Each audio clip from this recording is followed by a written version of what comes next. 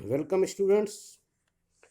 इस सेशन में आज हम बेंथम के विचार, जिसे उपयोगितावादी संबंधी विचार भी कहा जाता है, उस पर चर्चा करेंगे।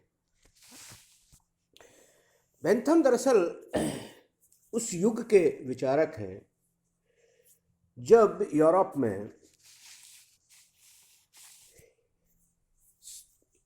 में कैपिटलिज्म या इंडस्ट्रियलिज्म, उद्योगवाद पर आधारित पूंजीवाद का विकास हो रहा था। एक क्रांतिकारी आर्थिक परिवर्तन हो रहा था।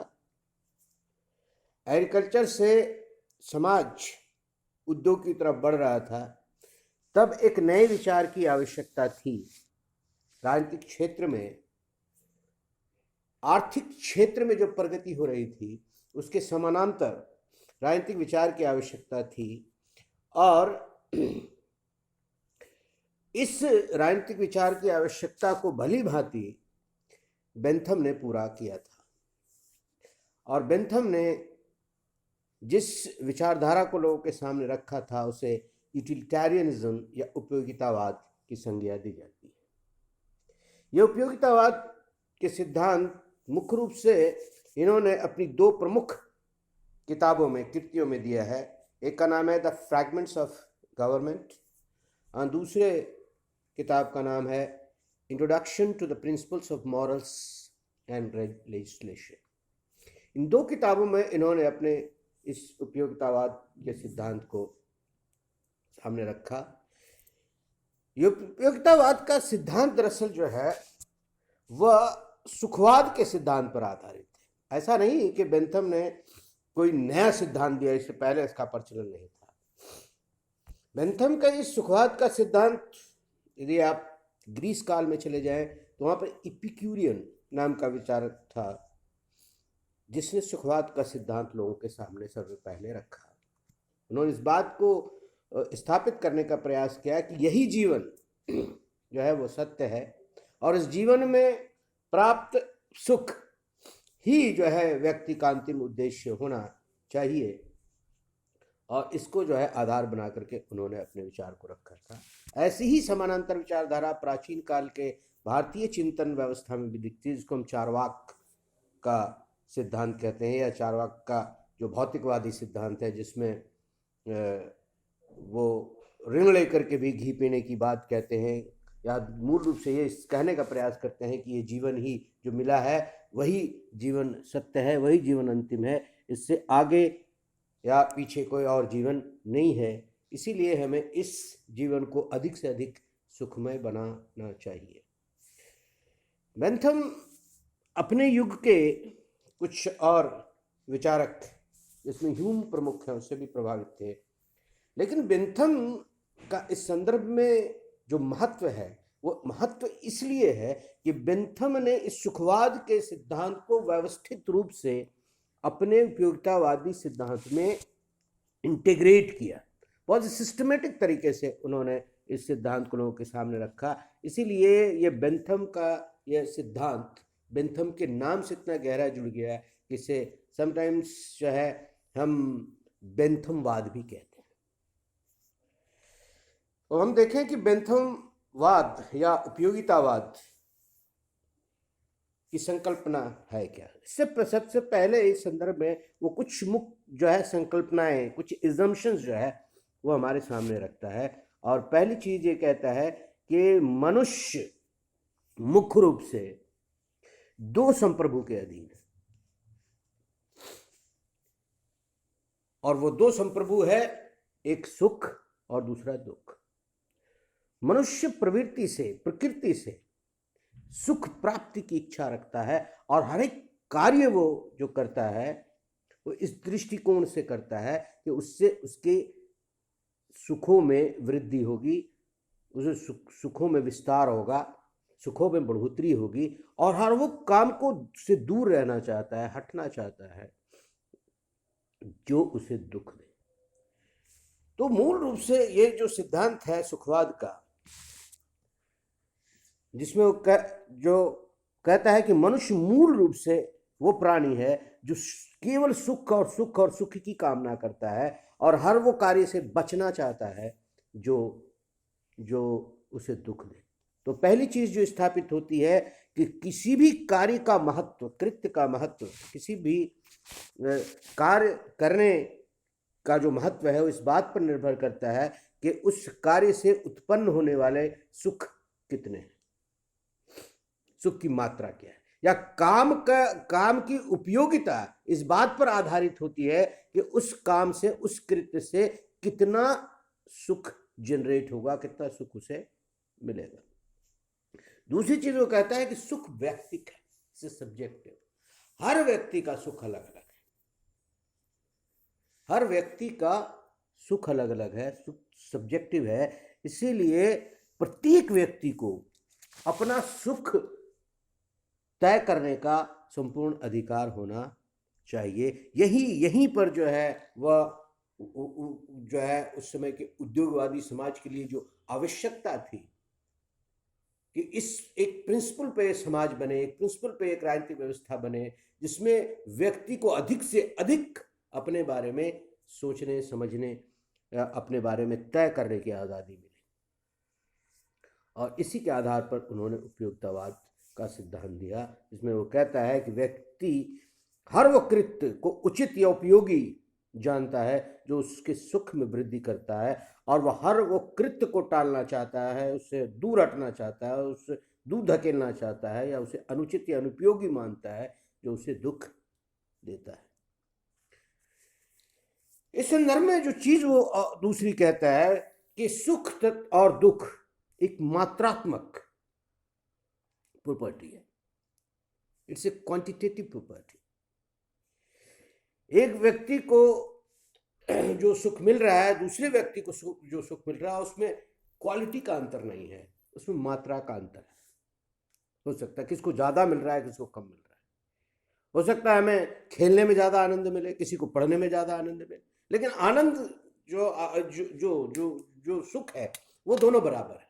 सुख यहाँ पर जो है, जिसके हम बाद में देखेंगे कि जिसके कारण बेंथम की घोर आलोचना की जाती है, it is called a pig philosophy, क्योंकि सुअर को जो है नाले में लौटने में आनंद आता है, एक सोक्रेटिस को या एक फिलॉसफर को उच्च स्तर के ज्ञान प्राप्त करने में आनंद आता है। लेकिन यहाँ पर जो है वो बेंथम जो है दोनों के सुखों को इक्वेट कर देता है। किसी को किताब पढ़ने में, किसी को जो है अपना व्यक्तित्व का विकास करने में, अपने चरित्र का विकास करने में आनंद आ रहा है, तो किसी को जो है दारू पी करके, शराब पी करके लूटने में आनंद आ रहा है, जिस तरह से पिग्स को गंदगी में लूटने में आनंद आता है। दोनों बराबर है। और इसीलिए कहता है पुष्पिन जो है वो एज गुड एज पोइट्री। पुष्पिन एक बच्चों का खेल है, पोइट्री पढ़ करके जो आनंद आता है वो उच्च स्तर के आनंद हो सकते हैं, लेकिन वो यहाँ पर बेंथम जो है दोनों को इक्वेट करता है कि दोनों में समान मजा आता है। तो यहाँ पर जो है वो कहता है कि सुख और दुख एक मात्रात्मक, एक क्वांटिटेटिव प्रॉपर्टी है, उसका गुण है। और दूसरी बात ये कहता है कि सभी सुख एक समान है, जिसमें सुख की अनुभूति होती है, सुख और सुख समान है। एक चोर को चोरी करने में, एक साधु को साधुत्व करने में, प्रमाद करने में, दोनों का सुख समान है, सुख में कोई अंतर नहीं करता। और इसीलिए वो कहता है कि जब दो सुख समान है, सुख और दुख समान है, तो इसका परिमापन किया जा सकता है, इट कैन बी क्वांटिफाइड, इसको तोला जा सकता है, मापा जा सकता है। और इसको तोलने और मापने के लिए जो है वो एक पैमाना तय करता है, जिसको फेलिसिफिक कैलकुलस के नाम से जानते हैं। और इस फेलिसिफिक कैलकुलस के वो 7 आधार तय करता है, 7 आधार, 7 बेसिस वो जो है वो तय करता है। एक एक करके उसको हम देखते हैं। पहला वो कहता है तीव्रता, इंटेंसिटी, किसी भी कार्य को करने से कितनी तीव्र सुख की अनुभूति होती है। ये किसी भी कार्य करने से एक प्रकार की जो है जो सुख का जो अनुभूति होती है, उसकी एक तीव्रता होती है। तो तीव्रता किस प्रकार की। दूसरी चीज दूसरा आधार वो कहता है ड्यूरेशन, काल। किसी भी कार्य करने के बाद जो हमें सुख मिल रहा है उसका ड्यूरेशन क्या है, उसका उसका उसका काल क्या है। वो क्षणिक है, या कुछ समय के लिए है, लंबे समय के लिए है। ये जो है इस पर वो जो है आधारित है कि सुख और दुख को मापा जा सके। तीसरा, निश्चितता, सर्टेनिटी या अनसर्टेनिटी। किसी भी कार्य को करने से जो सुख की प्राप्ति होगी उसकी उसकी निश्चितता क्या है, सर्टेनिटी क्या है, अनसर्टेनिटी क्या है। Whether it will give pleasure in a certain manner or it may or may not give। Uncertainty या अनिश्चितता की तो स्थिति नहीं है। यह भी एक पैमाना है जिसे सुख और दुख मापा जा सकता है।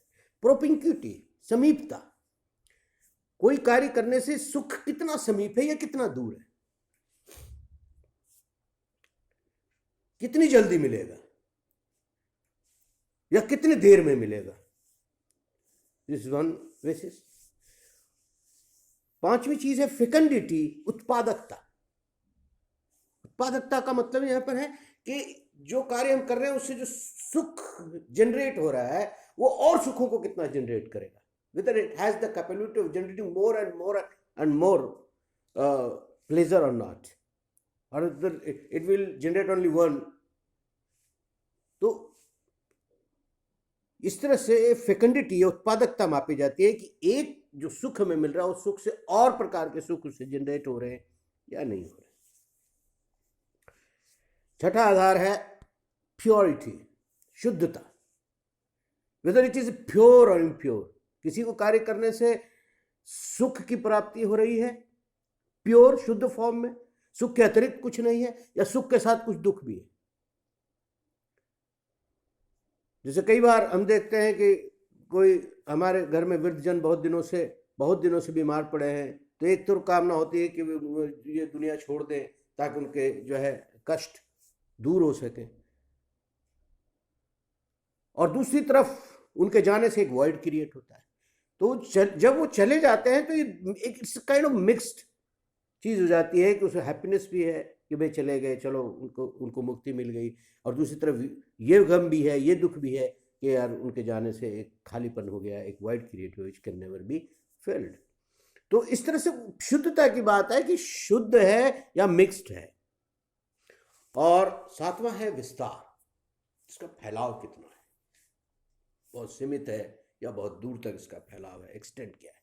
तो ये किसी भी सुख और दुख को मापने के तोलने के फेलिसिफिक कैलकुलस नाम का सुख मापक सिद्धांत या जो का उन्होंने प्रतिपादन किया, और ये फॉर्मूला दिया कि इसके आधार पर हम जो है सुख और दुख को माप सकते हैं। और सुख और दुख को माप करके उन्होंने 14 प्रकार के सुख और 12 प्रकार के दुख की भी चर्चा की है।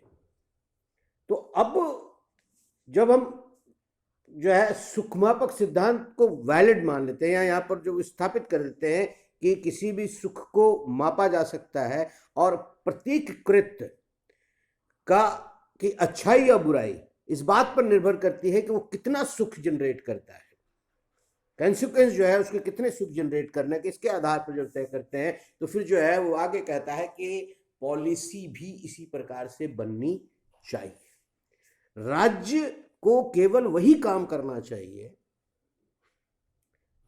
जो व्यक्ति के सुखों में वृद्धि करता, क्योंकि राज्य जानता नहीं है कि सुख किसमें, क्योंकि सुख जो है व्यक्तिक है, इसलिए व्यक्ति को यहां पर जो है पूरी तरह से स्वतंत्र छोड़ देना चाहिए कि वह अपने लिए जो है सुख ढूंढे, वह कार्य करे जिससे उसे अधिक से अधिक सुख प्राप्त हो। और सरकार की पॉलिसी होनी चाहिए कि वो ऐसी पॉलिसी का निर्माण करे जिससे लोगों के अधिकतम सुख में वृद्धि हो।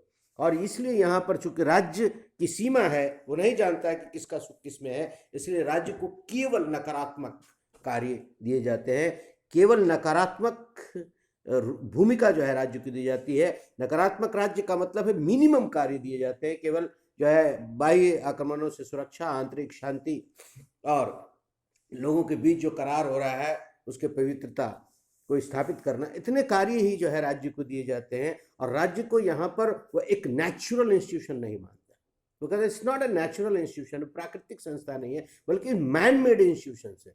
क्योंकि जिस तरह से मनुष्य जो है अन्य चीज़ों, अन्य कार्यों को करता है और केवल वही कार्यों को करता है जो उसको सुख देती है और हर कार्यों से दूर रहता है, उसी प्रकार से संस्था के निर्माण में भी राज्य का निर्माण जो है इसलिए वैलिड है क्योंकि वो लोगों के सुखों में वृद्धि करता है, लोगों के लिए उपयोगी है। मैकेनिस्टिक या पॉजिटिव कॉन्सेप्ट ऑफ स्टेट जो यहाँ पर स्थापित करता है। तो कुल मिलाकर के बेंथम की उपयोगितावाद का ये मतलब है कि व्यक्ति और राज्य में किस प्रकार का रिलेशन होना चाहिए। राज्य को ये देखना है कि व्यक्ति के जो है व्यक्ति को खुला छोड़ा जाए, उसे अधिक से अधिक स्वतंत्रता दी जाए ताकि वो अपना तय कर सके कि उसे किस काम में खुशी मिलती है, और राज्य जो है वो कम से कम उनमें हस्तक्षेप करे। राज्य जो है केवल ऐसे वातावरण का निर्माण करे जिसमें एक दूसरे की स्वतंत्रता के बीच लोग जो है दखल न दें। तो ये कुल मिलाकर के बेंथम की उपयोगितावाद का सिद्धांत है। उसकी आलोचना देख लें।